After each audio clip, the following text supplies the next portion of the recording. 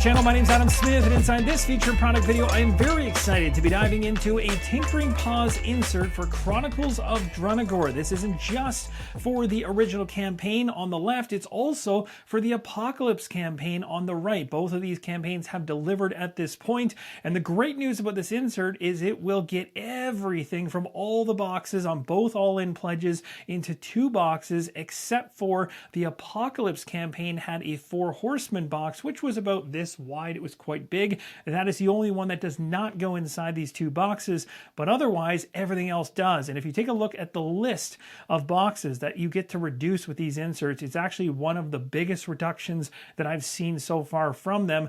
On Calyx shelves, it probably takes up about 4 to 5 Calyx slots if you were to keep them all in their boxes, because they're all varying sizes, but now it's just down to 2, which can be placed back to back in 1 Calyx slot, and the only additional one you'll have is that 4 Horsemen box. Now at the end of the video, for those intrigued by this insert, if you like what you see and you want to get a discount on it, I'll have that in the pinned comment and video description for you, as well as the information around using it. Now the purpose of this video is to literally show you the insides of both the boxes, to show you how this insert gets everything organized inside the box, which will make your life a lot easier when you go on solo campaigns in Chronicles of Drunagor, whether it's the original Age of Darkness or the Apocalypse. And at the end of the video, after you've seen the inserts in action, let me know in the comments down below what you think about them. For those of you that actually picked these ones up already, even more valuable to see your feedback in the comments. For myself, I can't wait to show you guys both the insides of these boxes to help you see how you could potentially reduce the number of boxes on your shelves, saving some storage space for future games. So without further ado, we'll start things off with the Chronicles of Drunagor Age of Darkness all-in pledge residing inside of this box. When you first open up the box, you can see the general layout of things in the top tier section of this insert. You'll see a number of dashboards and some reference cards here, the long, slim ones. We take these away. There is a bag here with tokens inside of it, which is creatively placed on the underside of one of the game trays that has a groove in it for it to sit right inside nice and flush to ensure the box lid comes down, basically lifting very slightly, I believe a couple millimeters overall. Not even worth mentioning because there's literally no overall impact to the closing of the box, being that it is so insanely deep in the first place. And then as you start to remove the trays, you can see how things are organized. So we take these 2 trays out, which are together, out of the equation, and you take this tray here out of the equation. You can begin to see all the trays underneath. Now the insert also comes with card dividers on its own, as you can see down here. So the card dividers I have that came as part of the crowdfunding campaign no longer really have any value, except, well, they look kind of cool. So I haven't actually been able to part with them yet, but I probably will just let them go, as the ones that are here below are far more extensive and far easier to actually break things into separate areas. This one's pretty good in terms of the color. I like that, but they no longer fit inside of the trays in a way that makes any sense. So those will go right to the recycle bin, which I am okay with, and we can now see the inside of the insert. And with all these custom inserts, I'm always really impressed at the design of these things, because it's made in a way and it's compacted in a way that you can actually store these things vertical, because the miniatures are going to stay exactly where they are seated because of these row columns, which I absolutely love. And also the trays are divided up by monsters and as well as heroes. So if you need specific ones, you're only pulling out what you need when you need it. And of course, everything comes out at the same time, and you can visually see all the miniatures upright and be able to look for a particular weapon to find a mini you need, rather than a giant pile inside of a box or inside of multiple game trays across multiple boxes. This is just a way more organized and easier way to get through the campaign of this game. So I've gone ahead and pulled out the very first tray, and I want to show you the opposite side because it does have some miniatures all nicely organized, and again, per type. So for instance, these enemies are ready to go when you need them. You simply just grab them out of the tray, slide them out, and again, slide them right back in when you need to, and you can organize them in a way that they all go back inside the box without any issue whatsoever. Now, the cool thing with this one tray is something I love seeing in these campaign games that Tinkering Paws is starting to do, and that is creating spaces for the characters that are inside of a campaign to be able to save their states in empty spaces in the insert. So not just building an insert that organizes things, which is already a massive plus, and reduces boxes, which is really the primary reason for an insert, but going the extra step of actually creating empty space to be able to store your miniature for your particular character you have in a campaign, multiple, 4 of them in this game, as well as the cards in their own boxes. So in other words, when you come back to this campaign, it's that much easier to get it to the table, on top of the fact that everything's already organized.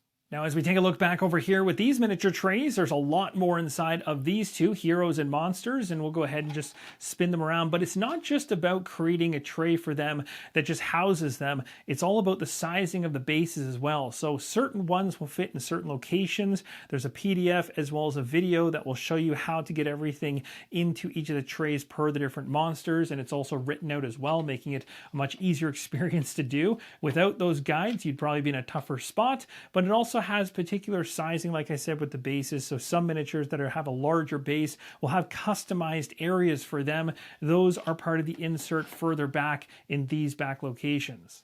So at this point, we have all the standard size miniatures outside the box for the most part, and we have some of the larger miniatures back here. You'll see custom trays for them. 3 large miniatures have their own special housing, and again, really cool because they take up so little amount of space. If you know this game from its delivery in terms of it sitting inside of game trays, they took up a lot of space. So being able to compact these things down, huge win on the storage side. You'll see an example of that with this tray right here I'll take out right now. Another great example using the corner really nicely. And this is one thing about Tinkering Paws I love. They could just create a whole bunch of rectangular and square-like insert pieces and chuck them all in here, and that would basically be roughly what you need to make this happen. However, they go the extra mile with the track system for the miniatures, cutting out things in a way that actually interlocks components with the trays to ensure things stay all lodged in and not moving around when the box is on the move. And that's something that's absolutely huge, especially if you plan on moving this box around your house, whether it's to move it to one area, maybe take it to a friend's, maybe put it up vertical, maybe lay it horizontal. All those things matter. By this point in the video, if you can't tell that I'm impressed with this insert, well, you're probably reading the room incorrectly, because I definitely am. Every single time I open up the box and take a look at this insert, it just makes me happy to see everything organized so well. So you have individual trays here for the cards. Again, you're going to use dividers in order to store the cards in a proper way with the heroes here, for instance. Over here, we have a number of monsters. We have bosses. We have the overlords. We have the decks for them, the monsters, where they're black, gray, and white, all broken out. So it's going to make life real easy when you're actually getting into gameplay. We'll go ahead and take all the card trays out as they kind of sit flush and nice right here in this area. There's a number of trays in here for events, camp items, chest deck, the adventure items, the stash, all that kind of stuff. So we'll remove these and we'll remove this rectangular game tray here, and we'll start getting a little further into the insert. We're now starting to see the lower tiers of the box. You'll see all the dashboards inside of one rectangular tray, so we'll go ahead and take that out. Next up, we have all of the actual doors. And the cool thing about this is there is a divider called active chapters. So if you have all your doors in order here, you can simply just slot this in where you currently are in your campaign to remind yourself which doors you've already traversed through and where you basically are in your journey. And I really appreciate that. Touches like that make the whole system even better. Even though it's just a minor thing, it ends up being a big thing when you come back to the game later on.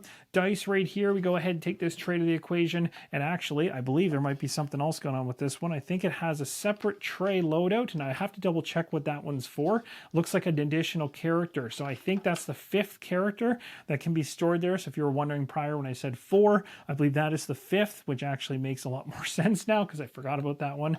And then as you go further in, you start to see some tiles like the darkness tiles. The bigger tiles here look like they're just sitting on top, really in an ugly way, but they're actually perfectly locked into position. They can't go anywhere when they're laying horizontal like this, and once everything's on top, they don't go anywhere.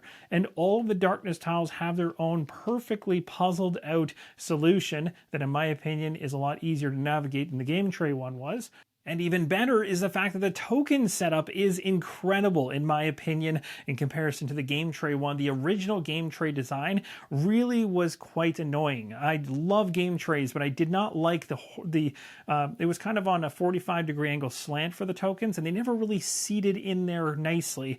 And even the updated one, it still gave me some grief at times, and if you jostled it too much, things would get out of position. This one's just easy. The tokens just go into their slots. They're subdivided down. You can go ahead and customize it a little bit more if you want. There are 2 trays worth of them, but you'll see everything that you need is in one section. They've even got the front section cut out so you can quickly see the tokens that you need and grab what you want. And then you go another layer deeper and you see more tokens. Again, beautifully organized between 2 trays, making setup of the game that much easier. After removing the darkness tile tray, underneath that is the actual environment tiles themselves, again broken into all the different very unique different sizes in the game. But again, if you want them, when you're going ahead with setup, you've got one tray that houses the majority of them, except for the extra large ones, which are elsewhere. And then at that point, you start hitting the actual books, rule books, campaign books, and all that kind of stuff laid at the very bottom of the box. But that's essentially it. At this point, you've now hit the bottom of the box and how it's organized. This tray literally just slides into that side position, which was really well crafted. You've got the tokens there, the chits and everything else. You got some standees in that pile right there, but that pretty much takes you to the bottom of the box. So this is the insert for Chronicles of Drunagor Age of Darkness, the all-in pledge, everything inside of a single box. And of course, the other thing that I forgot to mention earlier, but you can visually see, is that the game accommodates sleeving. So you can sleeve up to 100 microns and you'll have enough space for everything in this box. Now we move on to the Chronicles of Drunagor Age of Darkness Apocalypse campaign. Everything from that campaign inside the box except for the 4 Horsemen box, which again is quite large and off to the side. Let's dig into this one. With the box lid now removed, you'll see some of the customized trays for the hero dashboards. We'll go ahead and remove those. And then underneath that, we have the additional trays that also supplement the characters. We'll remove those out of the equation as well. And then you'll see some other ones off to the side here. I believe these are for the build your own dungeon aspect of the campaigns that were out there. And then you've got all the apocalypse stuff going on in the center. So I've removed those trays and you'll see standees over here in this smaller one on top. And taking those away, you'll start to see the doors that are for the Apocalypse campaign, as well as some of the expansions in here. They're in its own tray. And again, they have dividers, which are tucked away inside. So you know exactly which ones come from which expansion, which makes things nice to reference. You have way down below, which might be a little dark to see at this point, you have the 3D terrain. So that's all in trays down at the very bottom, as well as some standee holders down below. All the standees are in their own tray further down. You have the card decks in this one, again, because this is the additional content for the game. It doesn't have like all the token trays, for instance, in this one. Everything's kind of housed token-wise in the base game. So it does a good job of kind of putting things where they need to be accessible for everything. In other words, if you're going to start a game, you don't have to go digging for tokens inside of this box because they're all housed in the core one. So good design choice there. You've got the cards, though, that are specific to what's going on in the Apocalypse. You've got the adventure items, additional retirement gear, special events, special mechanics, that kind of thing. You also, if you go further in, you start to have a really cool setup for the tokens. Actually have all their individual slots here. And then there's more card trays below. I can go ahead and remove those in a second, but you'll also see the Apocalypse miniatures there to the right. Specific trays for the massive miniatures that are sitting in here. This is a beast. So this one's got its own huge tray at the very bottom, plus some other bigger monsters inside that exact same tray. Taking those out of the equation, you'll see some of the put together pieces, which I actually put together as I was building the insert and did a pretty poor job. I didn't finish them all off, but I got them structurally there and they're tucked away in the bottom right hand corner. And as you can tell, we reached the bottom of the box a bit quicker here with the Apocalypse one, because again, this is all supplemental content to what is already existing from the core box. And we're going to go ahead and remove the miniature tray, which is again cut out and customized very nicely with all the miniatures for the Apocalypse in that one tray there. We have the standees for the bigger individuals that are laying on tops of the books. Again, this provides the flat foundation with all the books, and they're layered in a way that the quill-bound books are kind of facing on one side for each book. So in other words, you have a quill-bound side here, one on the other side. It kind of crisscrosses to ensure that at the end they're all flat as a board. And then down here you've got the campaign sheets, and like I said before, you got a couple more of these pre-built things that I place in the bottom right hand corner, which I still need to actually make sure I've correctly built, but I've got the structure there at least. But there is a hidden tray over here for these. You've also got a tray for the pre-built. These are actually really cool because these standees, I didn't actually think there would be a place to place these ones.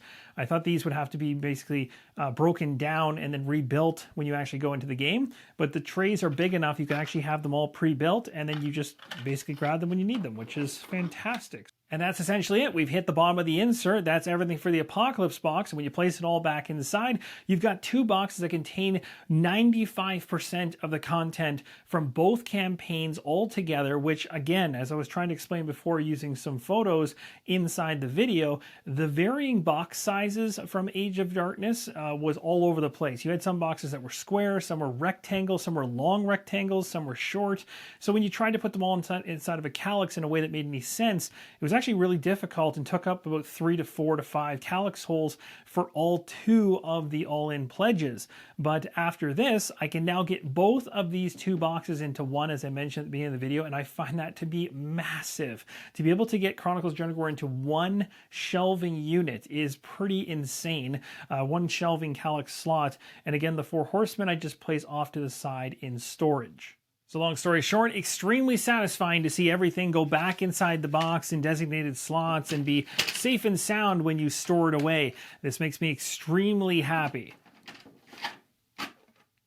And that, my friends, is going to wrap up the Tinkering Paws insert for Chronicles of Drunagor, Age of Darkness, and Apocalypse all in. This, again, is an insert for both. You can choose to just get the insert for either the first campaign or the second campaign, or both, when you choose to pick it up. And also, you get to select what color the insert is. For me, personally, I chose something aesthetically that actually ties to the look and feel of the game, so I used the box covers for that, and I thought that dark blue look was perfect. Thank you guys so much for watching. Let me know in the comments down below what you think of the inserts you saw so far. For those of you that already have this insert and are using it, definitely let me know whether you enjoy using it during gameplay, and also whether it helped you in terms of storage and shelf space. Don't forget about the discount code for those of you that are interested in actually picking it up. It's in the pinned comment and video description. Thanks again for watching, and as always, keep on rolling solo.